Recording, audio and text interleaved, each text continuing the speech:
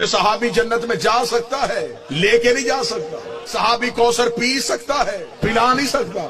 ہماری مجبوری ہے، ہمیں جانے والا نہیں چاہیے، ہمیں لے کے جانے والا چاہیے۔ بسم اللہ الرحمن الرحیم۔ آپ نے اس ملعون اور جہنمی کتے کا کلپ سماعت کیا جس میں یہ بک بک کر رہا ہے کہ صحابی جنت میں جا سکتا ہے، لے کے نہیں جا سکتا۔ صحابی کوثر پی سکتا ہے، کوثر پلا نہیں سکتا۔ تو سب سے پہلے میں ایک بات آپ کے سامنے رکھوں گا، آپ نے خود نے ہی فیصلہ کرنا ہے کہ رب نے صحابہ کو اور اہل بیت کو کتنی شان عطا فرمائی ہے۔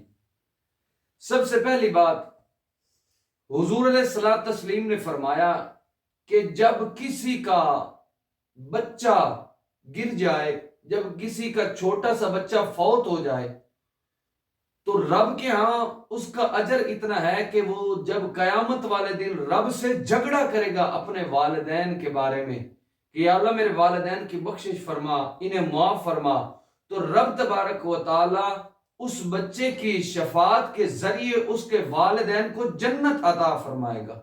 تو جو بچہ اپنے والدین کو جنت میں لے کر جا سکتا ہے تو صحابی کیوں نہیں لے کے جا سکتا؟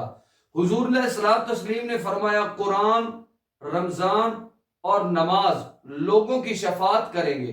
حافظ قرآن جب حافظ بنتا ہے تو یہ اپنے والدین کی، اپنے خاندان کی شفاعت کرے گا، عالم شفاعت کرے گا، مفتی شفاعت کرے گا، فقیہ شفاعت کرے گا، سارے لوگ یہ جو ہیں یہ شفاعت کر کے اسے جنت میں لے جائیں گے۔ تو جب یہ اتنے ہزاروں فقیہ ہوں، ہزاروں عالم ہوں، ہزاروں محافظ ہوں، یہ تمام اگر مل بھی جائیں تو صحابی کے پاؤں سے لگنے والے خاک کے برابر نہیں ہو سکتے۔ تو جو ان کے پاؤں کی خاک کے برابر نہیں ہو سکتے وہ جنت میں جا سکتے ہیں، لے کر جا سکتے ہیں، تو صحابی کیوں نہیں لے کر جا سکتے؟ تو اس کمینے کا یہ جو بول ہے یہ نہایت ہی صحابہ کی بغض پر مبنی ہے۔ تو اللہ تبارک و تعالیٰ سے دعا فرماتے کہ اللہ تبارک و تعالیٰ ایسے کمینوں کو ہدایت عطا فرمائے یا پھر ان کی میعاد پوری کر کے انہیں جہنم رسید فرمائے۔ اور دوسرے نمبر پر حدیث شریف ہے، میرے آقا صلی اللہ تعالیٰ علیہ وسلم آپ فرماتے ہیں کہ میرے حوض کے 4 کونے ہیں، لحوضی 4 ارکان، میرے حوض کے 4 کونے ہیں۔ الاول بیدی ابو بکر الصدیق، جو پہلا کونا ہے، جو پہلا رکن ہے، جو پہلا کنارہ ہے وہ ابو بکر کے ہاتھ میں ہوگا۔ والثانی بیدی عمر الفاروق رضی اللہ تعالیٰ عنہ، اور دوسرا جو ہے وہ حضرت عمر فاروق کے ہاتھ میں ہوگا۔ والثالث بیدی عثمان ذی النورین، اور تیسرا جو ہے وہ حضرت عثمان غنی کے ہاتھ میں ہوگا۔ فرمایا اور چوتھا جو ہے والاربعۃ بیدی علی بن ابی طالب، تو چوتھا جو ہے وہ حضرت علی بن ابی طالب کے ہاتھ میں ہوگا۔ تو آپ فرماتے ہیں کہ ہر ایک کو یہ حوض کوثر پلائیں گے۔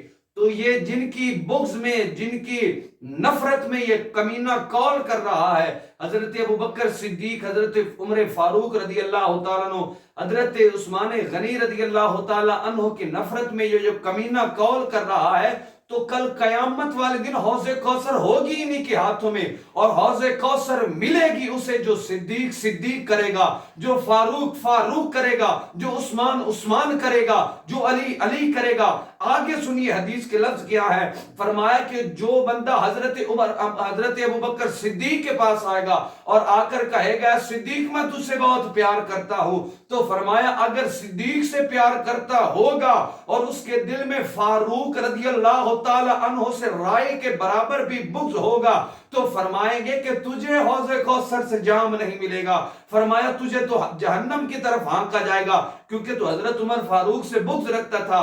فرمایا اسی طرح یہ جو حضرات ہیں یہ شیعوں کمینوں کو حوض کوثر نہیں پلائیں گے، اہل سنت کو یہ جام بھر بھر کر پلائیں گے۔ اور الحمدللہ چاروں کا اور پانچوں کی محبت ہمارے سینوں میں ہے، اور انشاءاللہ ان کی محبت کے سبب ہمیں رب جنت عطا فرمائے گا، اور ان جیسے کمینوں کو سر محشر ذلیل کر کے جہنم رسید فرمائے گا۔ ہمیں رب نے اعزاز بخشا ہے، ہم اہل بیت سے بھی محبت کرتے ہیں، ہم صحابہ سے بھی محبت کرتے ہیں۔ اگر ہمارے دل صحابہ سے پیار کریں اور اہل بیت سے پیار نہ کریں تو ہم ایسے دل کتوں کے سامنے ڈال دیں گے، اور اگر ہمارے دل اہل بیت سے پیار کرے اور صحابہ پر تان و تشنیع کریں، صحابہ پر بھونکتے رہیں، تو ہم ایسی زبانوں کو کاٹ کر کتوں کے سامنے ڈال دیں گے۔ الحمدللہ اہل سنت ہی ایسی جماعت ہے جو صحابہ کی بھی غلام ہے اور اہل بیت کی بھی غلام ہے۔ رب نے ہمیں یہ اعزاز بخشا ہے، تو انشاءاللہ جب حافظ قرآن، جب روزے دار، جب نمازی بندہ بندے کی شفاعت کرے گا تو میرے مصطفیٰ کے یار بھی شفاعت کریں گے، اور جب یہ جنت میں جا سکتے ہیں اور لے کے جا سکتے ہیں تو یہ شفاعت کریں گے بھی صحیح، جنت میں لے بھی جائیں گے اور جنت میں جائیں گے بھی، اور ہمیں ان کے ہاتھوں سے حوض کوثر ملے گا۔ اور دوسرا بندہ جائے گا حضرت عثمان غنی کے پاس، کہے گا ہمیں جام پلائیے، تو حضرت عثمان غنی دیکھیں گے کہ اس نے مجھ سے تو محبت کی ہے لیکن علی سے بغض رکھتا ہے، تو حضرت علی المرتضیٰ کہ بغض کی وجہ سے حضرت عثمان غنی اسے حوض کوثر سے جام نہیں پلائیں گے، اور کہیں گے تیرے دل میں حضرت علی سے بغض ہے، صحابہ کرنے سے کام بنتا ہی نہیں جب تک اہل بیت کا نام نہ لیا جائے۔ اور الحمدللہ ہم جب صحابہ کا نام لیتے ہیں تو دل میں ٹھنڈک پڑتی ہے، اور جب اہل بیت کا نام لیتے ہیں تو ہمارے دلوں میں ٹھنڈک پڑتی ہے۔ خدا را اپنے عقیدوں کو، خدا را اپنے اعتقاد کو ان جیسے بھیڑیوں سے بچائیں، یہ راہزن ہے اور رہنما کی صورت میں نکلے پھرتے ہیں۔ خدا را اپنے بچوں کو ان سے بچائیں، خدا را اپنے ایمان کو ان سے بچائیں۔